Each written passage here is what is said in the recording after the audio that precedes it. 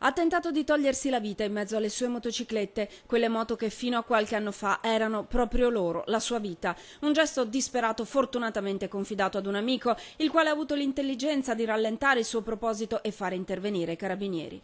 Accade nel Veronese e stavolta è una tragedia sventata. I militari hanno fatto irruzione nella concessionaria di moto dove il titolare stava cercando di uccidersi col monossido di carbonio dei motori. 44 anni, moglie e 2 figli piccoli, gravato dai debiti con le banche, mantenuto dai genitori. Una situazione drammatica che ormai si riflette in tutte le province del Veneto.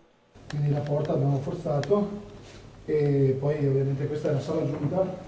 Infatti proprio oggi a Musile di Piave per 2 ore una donna è rimasta barricata nella sala giunta del municipio con 2 figli, minacciando di darsi fuoco. Un altro gesto disperato per una situazione familiare insostenibile. 4 i figli e col marito, lui e lei, senza lavoro, con la difficoltà di pagare l'affitto dell'abitazione in cui vivono. La signora ha fatto accesso al municipio, è entrata nella sala giunta e si è chiusa all'interno. Si è cosparsa di benzina e in più ha cosparso di benzina tutto il pavimento della stanza.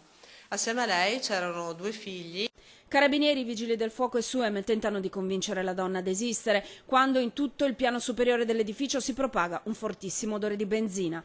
Viene evacuato il municipio e solo dopo 2 ore si decide per l'irruzione. I vigili del fuoco sfondano la porta, la donna viene soccorsa e accompagnata in ospedale. Nei prossimi giorni un incontro per capire come potranno intervenire in questo caso i servizi sociali.